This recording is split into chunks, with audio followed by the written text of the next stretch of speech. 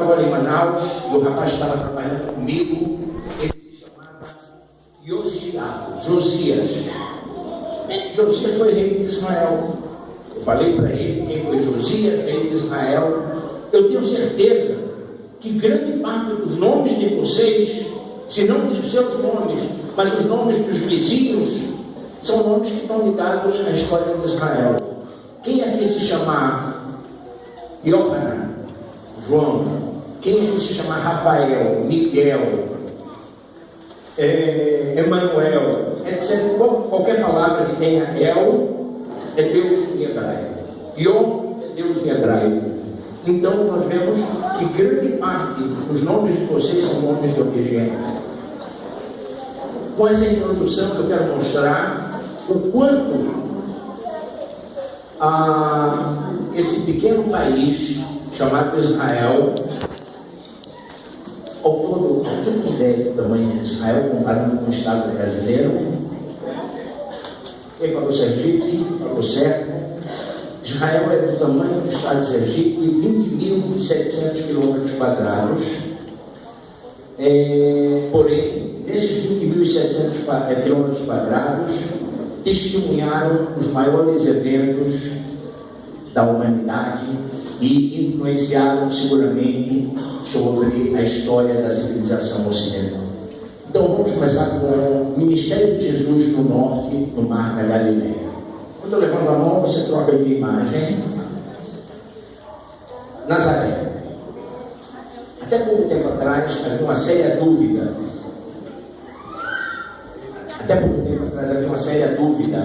Sobre qual é o nome de Nazaré. Como se escreve Nazaré? Nazaré era um lugar completamente marginal dentro da história de Israel. No Antigo Testamento, Nazaré não aparece nenhuma vez a descrição da palavra Nazaré. É uma cidade que não existe. Ou seja, uma cidadezinha marginal, uma cidade pequena. Porém, exatamente nessa cidade pequena, que Deus escolhe para colocar o evento que vai modificar a história da humanidade, e esse lugar chama-se Nazaré. A pergunta seria: por que se José é da família de Davi, e nós sabemos que Davi ele vem de Belém, por isso que ele teve que descer, porque aqui o censo de Quirinhos, ele teve que ir para Belém. Por que ele morava em Nazaré? Essa era uma pergunta relevante até cerca de 12 anos atrás, quando há 12 anos atrás fizeram uma escavação em Israel e descobriram uma pedra onde está escrito a palavra Nazaré, não com Z, e sim com Tzadek, com outra letra em hebraico. Desse momento começamos a entender que o nome Nazaré não vem da palavra Nazireu, que são aqueles que não cortam cabelo, que não bebem álcool, e sim da palavra Netzer. Netzer em hebraico quer dizer rebento, renovo. E nós sabemos que toda a descendência de Davi é chamada renovo. Ou seja, caiu uma fichinha que aqueles habitantes dessa cidade de Nazaré, na verdade, eles eram provenientes da Judeia, e na época dos reis macabeus, eles imigraram para a Galileia, porque a Galileia, vocês sabem, foi o último lugar a ser colonizado. Josué conquista a terra, porém não conquista toda a terra. Ele não conquista os vales e não conquista a planície, porque os filisteus e os cananeus tinham conhecimento do uso do ferro, e os hebreus não tinham esse conhecimento. Os hebreus conquistam a montanha, os filisteus e cananeus ficam nos vales. Por isso que durante o período dos reis de Israel, Galileia é sempre chamada de Galileia dos gentios, não é? Galileia dos gentios, ou seja, Galileia dos estrangeiros.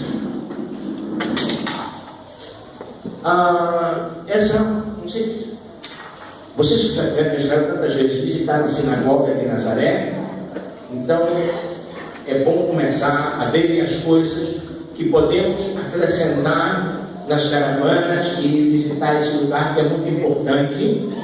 Foi aqui nessa pequena sinagoga em Nazaré que há cerca de 2.000 anos atrás Jesus leu o livro dos profetas.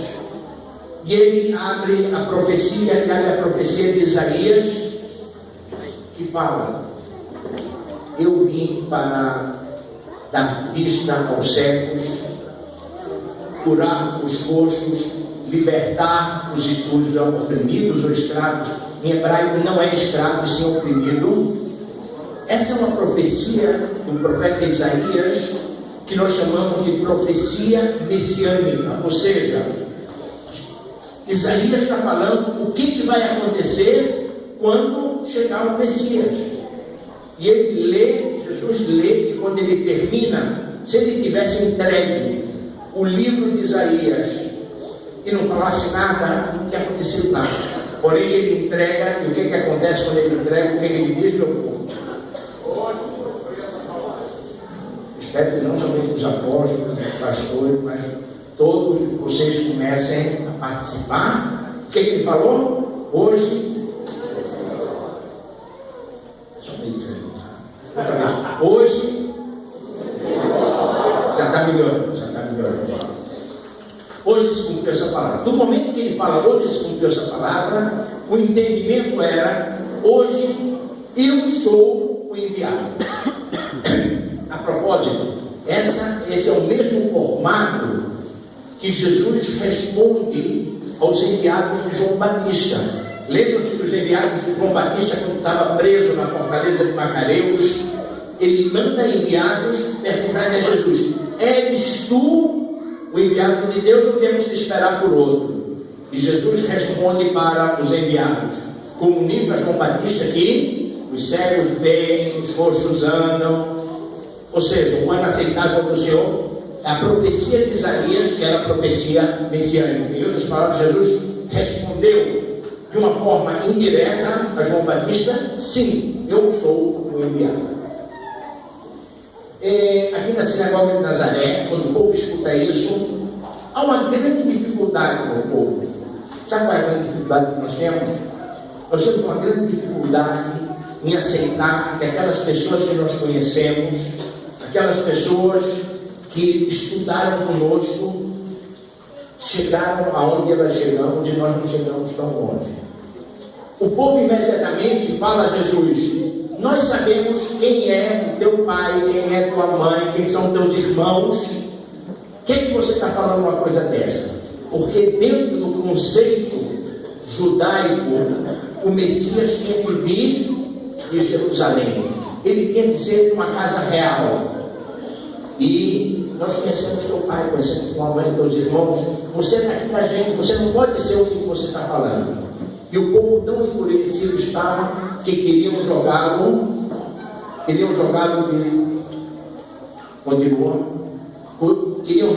morro abaixo e o levaram a um monte chamado Monte do Precipício. Nesse lugar, eu acho que vocês estiveram. Do Monte do Precipício vocês têm uma vista fantástica, maravilhosa. Essa é a vista do Vale de Jezreel, também chamado de Vale do Armagedon. E lá atrás, aquela montanha que nós vemos é a montanha do monte, a montanha de Gilboa, o lugar onde o rei Saul batalhou contra os filisteus. E nessa batalha, o rei Saul e seus 3 filhos, Jonathan, Malquishua e Abinadab, caem em combate e suas cabeças são cortadas e levadas para a cidade de Beit-El. Porém, aqui do Monte do Precipício, Jesus passa pela multidão e ele desce da montanha e vai para o vale. Então ele desceu em direção à cidade de Cafarnaum. Desce a cidade de Cafarnaum na Galileia. Em Cafarnaum, Jesus encontra seus 2 primeiros discípulos. Vocês vão me ajudar? Quem são os 2 primeiros discípulos de Jesus? Meu povo. Os 2 primeiros discípulos de Jesus: Pedro e o irmão dele. Quem é o irmão de Pedro? André. Pedro e André são os 2 primeiros discípulos de Jesus, e Jesus os convoca de uma forma fantástica. O que ele diz?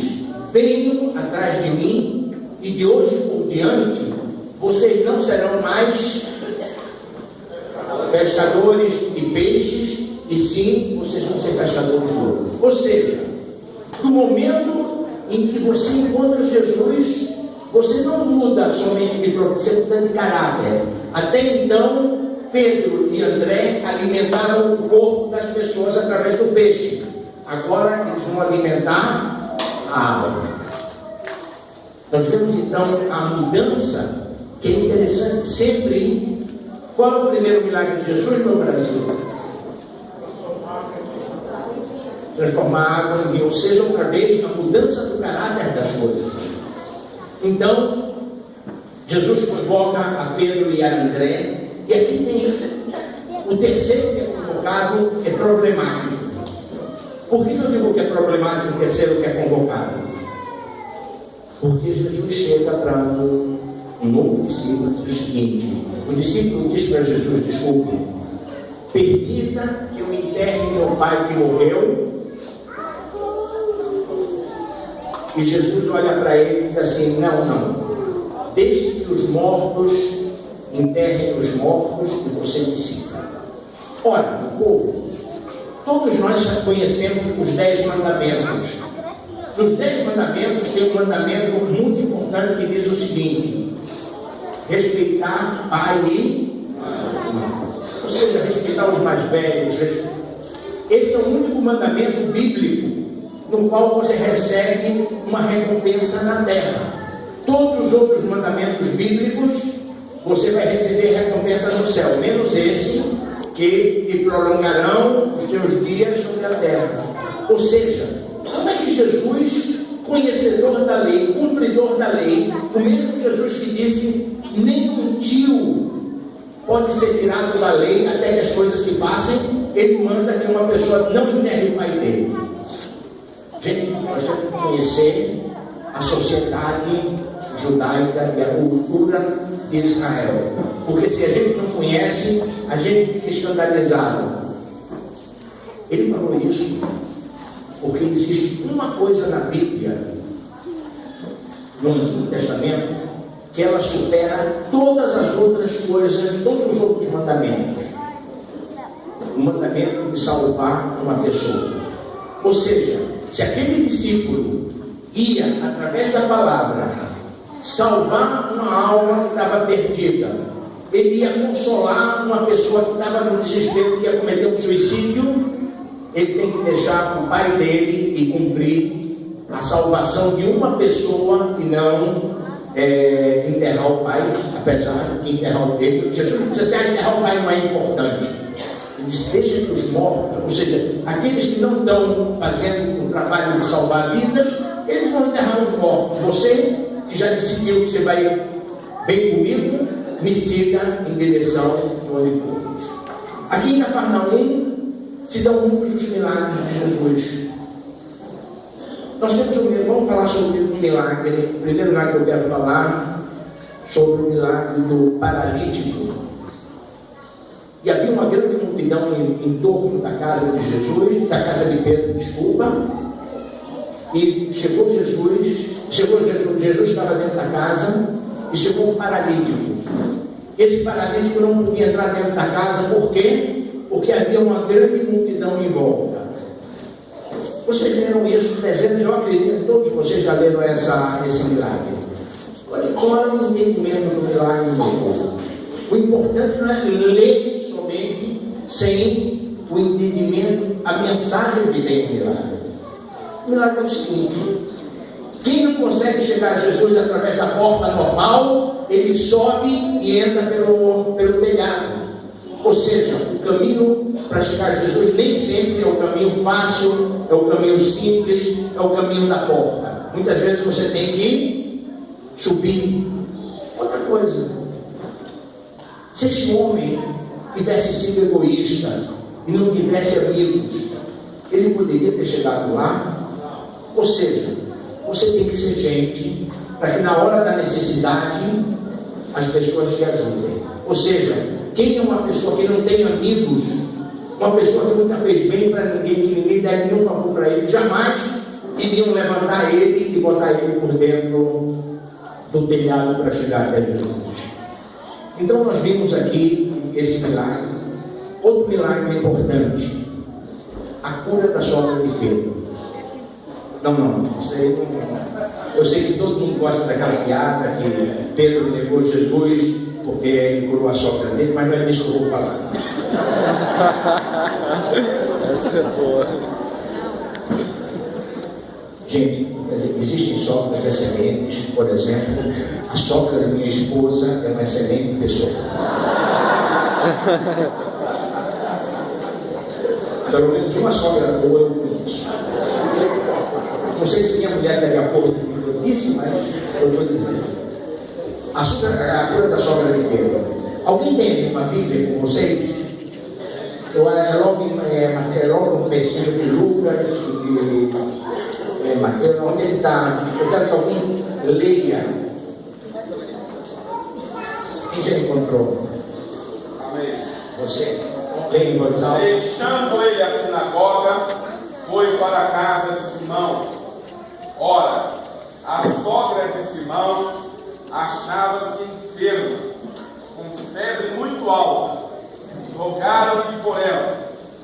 Inclinando-se ele para ela, prendeu a febre e esta deixou, e logo se levantou, passando a servi-los. Servi-los no plural, não é? Gente, é um problema. Nas novas Bíblias já não está mais essa tradução de servi-los. Porque o que vocês entenderam disso, que ela ficou boa, levantou, preparou um cafezinho e começou a servir café para todo mundo. Servi-los. Não é servi-los. Ela passou a servi-lo. A palavra servir em hebraico é também adorar.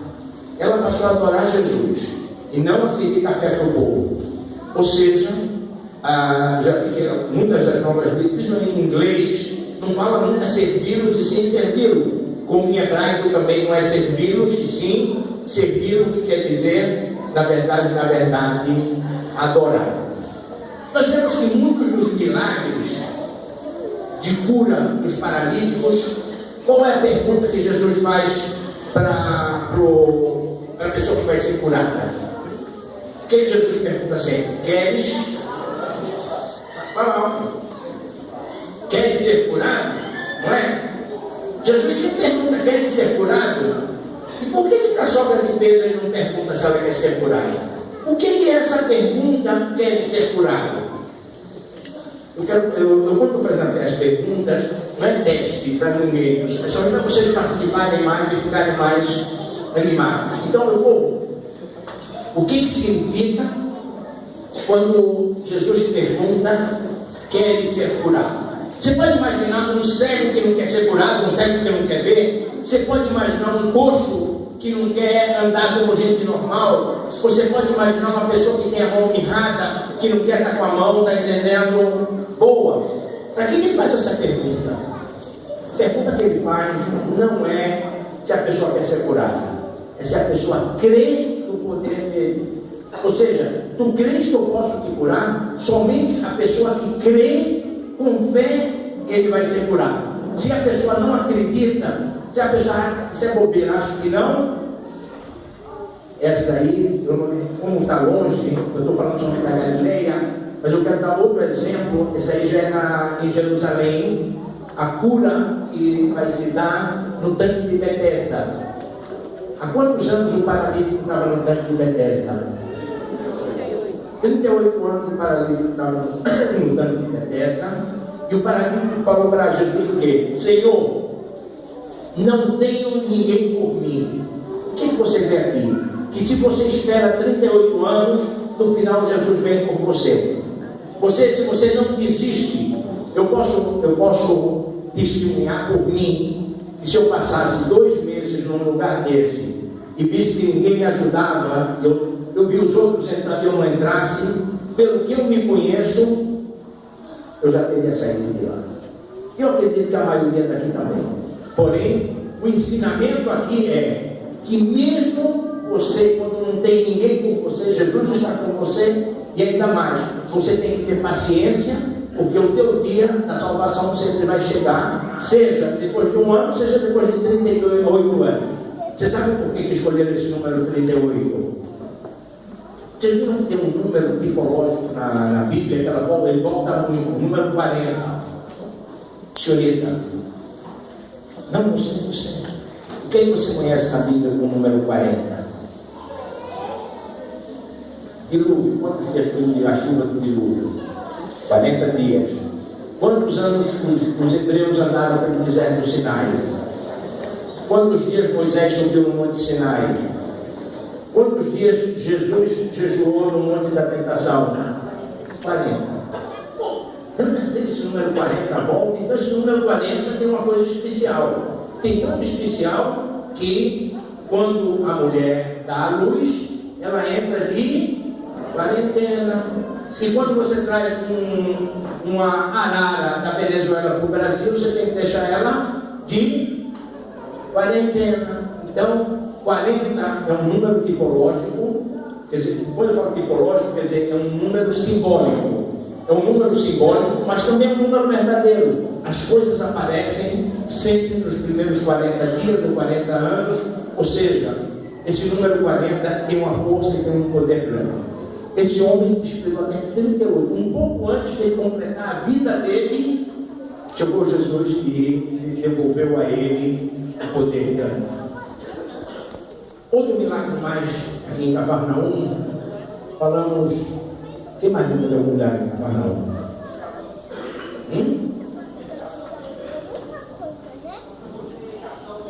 Não, isso é perto de Cafarnaum. A gente vai falar sobre ele em Tábida. Cafarnaum é considerado também a cidade de Jesus. Esse é o lugar onde Jesus vive a vida pública dele. Aqui é a sinagoga de Cafarnaum, sinagoga muito bonita, essa sinagoga branca. Quando nós andamos em Israel, eu sempre digo assim, nós estamos agora seguindo, nós estamos na Terra Santa, seguindo o passo dos santos do Santo da Terra. Porém, quando a gente chega aqui nessa sinagoga, eu mudo o formato. Eu digo assim, agora vocês não estão mais seguindo, vocês estão sobre os passos de Jesus. Quem entra nessa sinagoga tem a sensação, se ele fecha o olho, que ele pode olhar e pode imaginar e pode ver há 2000 anos atrás Jesus nesse mesmo local pregando e trazendo a palavra. Casa de Pedro,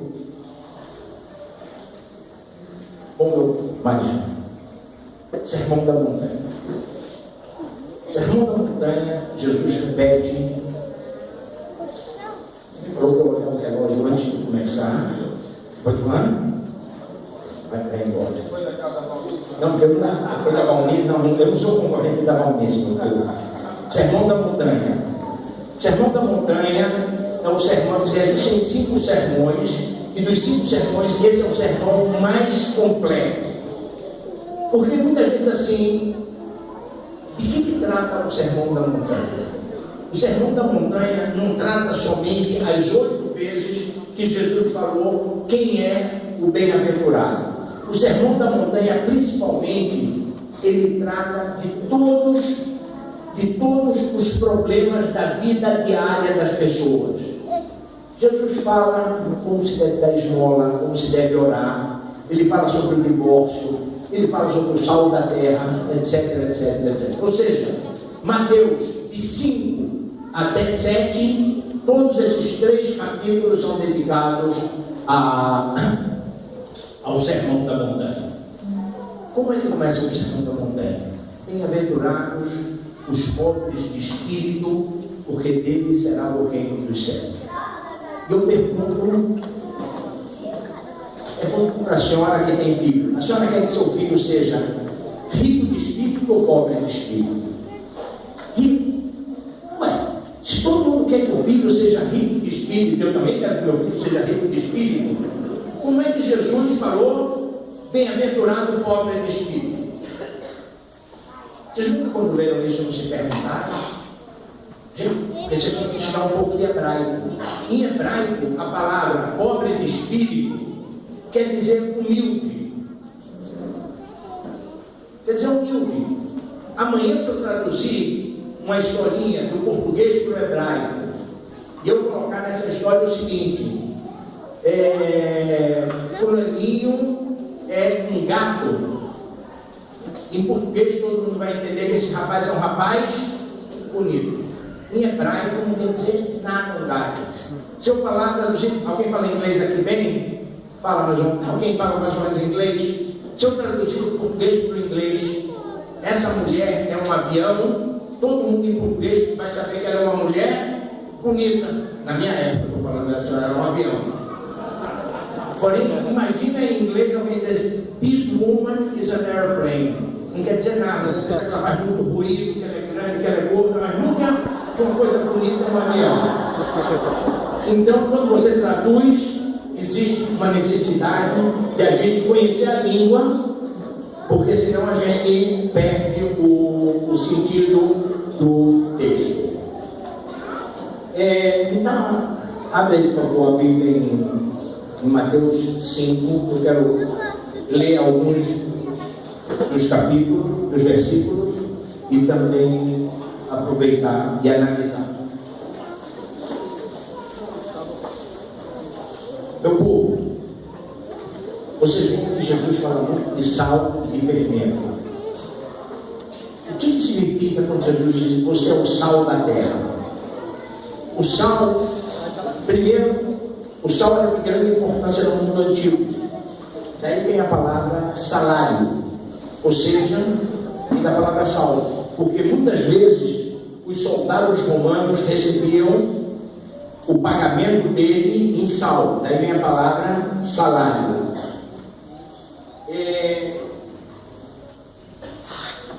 O sal é algo que muda o gosto das coisas e também preserva. Você naquela época não tinha geladeira, você queria preservar a carne, você tinha que salgá-la. Dessa forma você preserva e dessa forma você também modifica o caráter do gosto das coisas. Não sei, aqui no Paraná dizem que quando a mulher, a cozinheira está apaixonada, ela coloca muito sal na comida ou não? Hã? Porque lá em Pernambuco é clássico, você está amando? Aí a empregada disse: não, tio, não estou amando, é que derramou mais sal do que eu queria. Bom, os discípulos então são o sal da terra, ou seja, são aqueles que preservam e que modificam. Os discípulos são a luz do mundo, do povo. O ensinamento básico de Jesus é que você não necessita somente ser para você. Você tem que passar a boa nova para os outros. Eu estava lendo aqui, cada um com mais um para Jesus. Ou seja, se você tem a luz, mas você se ilumina muito, mas guarda a luz só para você, você não está cumprindo com o mandamento. Ou seja, o mandamento é de que você tem que servir de exemplo. Você tem que servir de levar a palavra. Esse é o formato que quer dizer: vocês são a luz. Juramento. Jesus diz: você não deve jurar. Por que você não deve jurar? Porque você pode não cumprir com a tua jura. E não existe maior pecado dentro do conceito judaico do Antigo Testamento do que não cumprir com a jura. A tal ponto, a jura, você não pode quebrá-la. Quem conhece a história do juiz Jefté? Jefté é um juiz que ele mata a filha dele porque ele havia jurado a Deus, e a filha aceita ser morta porque ela não ia quebrar o juramento do pai. Então nós vemos aqui o juramento. Jesus fala sobre a vingança, fala sobre o amor ao próximo, a prática da justiça, como se deve dar esmola.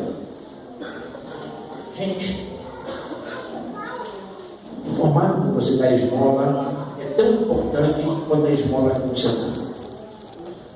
Ou seja, alguém que sabe como é a palavra esmola em hebraico? Tzedakah. E como é justiça em hebraico? Tzedek. Ou seja, você não está dando uma esmola, você na verdade está fazendo justiça. Você está justiçando. O que você está dando é livro de Gênesis. Vocês estão lembrados que Jacó fala com Deus e diz assim: Deus, se tu me deres isso, eu te adorarei. você vai dizer, esse Jacó é doido, como é que ele fala uma coisa dessa com Deus? O entendimento não é que ele disse a Deus, só se você me der isso. Quanto mais você me der, mais eu vou poder dizimar, mais eu vou poder fazer boas ações. Quem não tem nada, não pode dar nada. Um médico que não sabe nada, ele não pode dar nada. Você só pode dar no momento em que você tem. Você tem que se iluminar a você mesmo para poder também iluminar os outros. A esmola, tem 3 formas de dar esmola. Isso já vem do Antigo Testamento. A primeira forma é a forma mais baixa de você dar esmola. É quando você chega, alguém dos que foram a Israel, no caminho para o Muro das Lamentações, vocês viram que tem umas mulheres pedindo esmola. Você viu que o judeu religioso, quando dá esmola, ele passa e vira a cara para mim, porque ela não pode ver a face dele quando ele está dando esmola para ela. Por quê? Porque se ela der, ele vê, ela vê ele dando esmola, e ela agradecer, ele está recebendo o galardão não de Deus e sim dela. Muito obrigado, já recebeu a recompensa dele. Então, ela não pode ver quem está dando. E ele também não vai olhar para a face dela para ela não se sentir humilhada. Ou seja, esse é o mais alto formato de se dar uma esmola. Quando você não sabe para quem você deu e quem deu não sabe para quem recebeu. Se você quiser um exemplo aqui, você sabe, vamos dizer, alguém chega aqui e diz assim, fulaninha está precisando de uma ajuda grande. Em vez de você ir lá entregar para ela, você dá proposta, você vai dizer, olha, deram essa oferta para ajudar a senhora. Ela não sabe quem deu e também ele não sabe para quem, nem quem deu não sabe para quem foi dado e quem recebeu não sabe quem foi que deu. Esse é o formato mais alto. É claro que o formato mais baixo vai ser o contrário. Quando você olha, você entrega, olha para a pessoa, dá uma risada, ela diz muito obrigado, então esse é o formato mais baixo. Jesus ensina então como se deve dar esmola.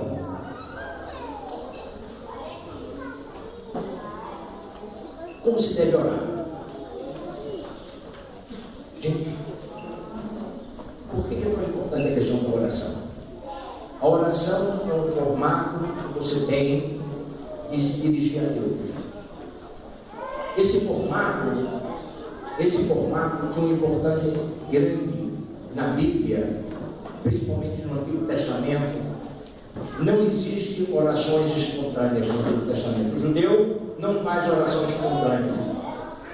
O judeu ele ora sempre num formato estandardizado. Por isso que os discípulos pedem a Jesus, ensina-nos a orar. E qual a oração que Jesus ensina a ele? É a oração do Pai Nosso.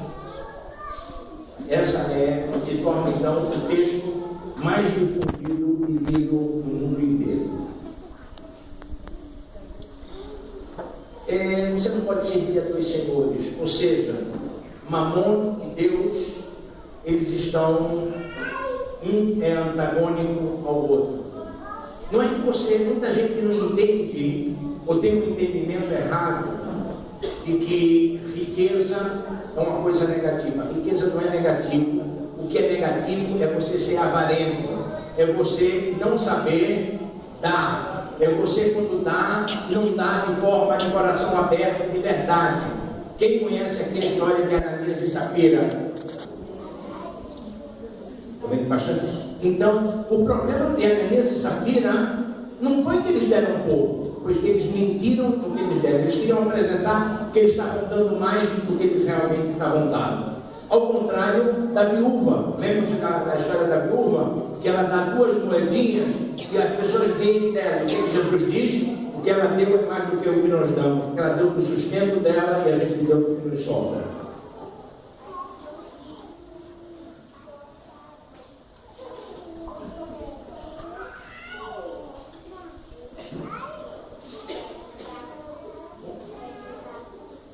No fim do Sermão da Montanha, ainda tem muitos capítulos, mas eu não vou tratar mais do Sermão da Montanha. O Sermão da Montanha vai ser o momento em que Jesus traz a boa nova. Aqui ele é diferente. Até então havia a ideia de que quem era poderoso, quem era rico, era também escolhido por Deus. Bem, Jesus diz absolutamente não. O abençoado é aquele, às vezes, que sofre, é aquele que chora, e assim por diante. Pode passar todos esses. Essas são as bem-aventuranças.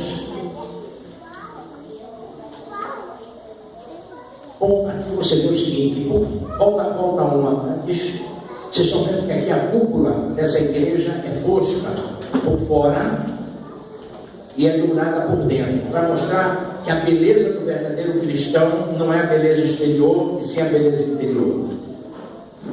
A beleza exterior, Jesus também fala muito, são como os bens materiais, que alguém rouba, ou que apodrece, ou que tudo. Você tem dentro de si, isso sim é o que vai valorizar. Portanto, por dentro é dourado e por fora é fosco.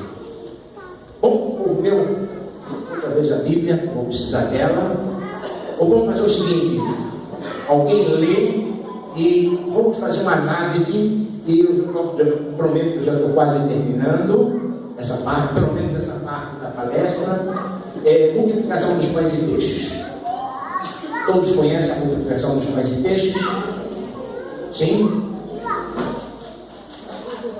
Marcos, eu quero Marcos, eu acho que Marcos 6, 30 a alguma coisa que não quer falar. 44. Você vai lendo e no momento que eu faço assim, para e a gente vai vendo. O que eu quero dizer é o seguinte: nós podemos ler de uma forma simplória. Dizer assim, milagre, Deus fez muita gente comer com isso. Vamos ver o que a gente pode aprender com esse milagre. O que tem imbuído, o que tem por trás desse milagre. Voltaram os apóstolos à presença de Jesus e lhe relataram tudo quanto haviam feito e ensinado. Ou seja, aqui a gente vê uma missão de liderança. Quem é o líder?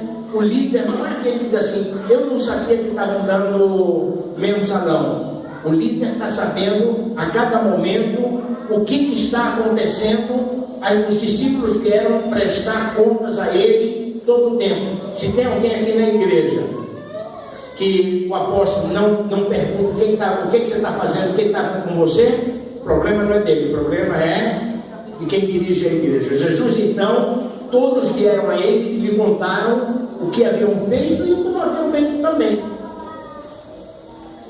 E ele lhes disse, vinde repousar um pouco à parte, num lugar deserto, porque eles não tinham tempo nem para comer, visto serem numerosos os que iam e vinham. Então foram sós no barco para um lugar solitário. Muitos, porém, que os viram partir e, reconhecendo-os, correram para lá a pé de todas as cidades e chegaram antes deles. Ao desembarcar, viu Jesus uma grande multidão e compadeceu-se deles, porque eram como ovelhas que não têm pastor. Ou seja, aqui nós vemos o seguinte, que a primeira atitude de Jesus é a compaixão. Pergunto para vocês, quantas vezes nós traduzimos essa compaixão em um ato concreto? Ou seja, quantas vezes a gente vê um acidentezinho, vamos dizer, de moto, e a gente diz assim, não, o meu carro está com fogo novo, deixa a ambulância chegar, não vou levar ele. Ou seja, você se compadeceu dele, mas não a ponto de tomar uma atitude concreta. Jesus é que mostra o seguinte, que no momento em que ele, no coração dele, ele se compadeceu, porque eram como ovelhas sem pastor, ele vai começar a tomar uma atitude concreta. Vamos ver qual vai ser a atitude. Passou a ensinar-lhes muitas coisas. Ou seja, muita gente pensa que sempre você fazer uma oferta é tudo, o dinheiro. Não. Muitas vezes você ir visitar uma pessoa que não tem família e que está no hospital e você passa 1 hora com ela, segurando a mão dela, falando com ela, perguntando o que ela tem. quando você vai visitar uma pessoa que já a família toda abandonou, ela foi para o sul, foi para o norte aqui, foi para o norte, e ela ficou sozinha, e você vai conversar com ela na casa dela e perguntar: está te faltando alguma coisa? Tem algum problema? Às vezes ela até tem dinheiro, não falta nada a ela material, mas falta o quê? A palavra, falta o conforto, falta o carinho. E aqui Jesus então vem e ele traz o consolo para essas pessoas. A palavra, que as pessoas estavam necessitadas de palavra, as pessoas estavam necessitadas de receber um alento, as pessoas estavam necessitadas de um conforto espiritual. Em declinando a tarde, vieram os discípulos a Jesus e lhe disseram: é deserto este lugar, e já avançada a hora. Despede-os, para que, passando pelos caminhos ao redor e pelas aldeias, comprem para si o que comer. Porém ele lhes respondeu: dai-lhes vós mesmos de comer. Porém ele disse-lhes: disseram: iremos comprar 200 denários de pão para lhes dar de comer? E ele lhes disse: quantos pães têm? O que a gente vê aqui? Os discípulos até então não haviam inserido a ideia de que eles são líderes. Eles ainda estão se comportando não como patrão, e sim como funcionário público. Vamos gastar esse dinheiro? Por que a gente vai gastar esse dinheiro todo para dar a eles de comer? Manda que cada um vá à sua aldeia. Ou seja, ele não tomou, os discípulos não queriam tomar responsabilidade sobre aquela multidão. E o que fala Jesus? O que nós temos? O que nós temos? O líder, antes de tomar qualquer atitude, ele tem que saber da capacidade dele. O que ele tem? Porque se ele não souber o que ele tem, ele vai fazer desastre. Ou seja, você, antes de comprar um carro, eu sei que todo mundo gostaria de ter um BMW, mas você olha na tua conta bancária e diz assim: não, eu agora não vou comprar um BMW, vou comprar um Fiat Uno, porque é o que eu tenho. Porque se você comprar um BMW, daqui a 3 meses, você não vai pagar a prestação para o banco vai ter que tomar. Então aqui Jesus disse: o que nós temos? Vieram os discípulos e disseram: temos 2 peixes. Sabendo, eles responderam: 5 pães e 2 peixes. Então Jesus lhes ordenou que todos se assentassem em grupos sobre a relva verde. O fizeram, repartindo-se em grupos de 100 em 100 e de 50 em 50. O povo, o que Jesus fez agora? Ele organizou o povo. Ele organizou o povo. Esse é o serviço, essa é a obrigação do líder, organizar. Agora, Jesus podia ter dito: todo mundo senta em grupos de 100, ou todo mundo senta em grupos de 50. Por que ele dividiu grupos de 100 ou grupos de 50? Porque o líder tem a obrigação de reconhecer as diferenças.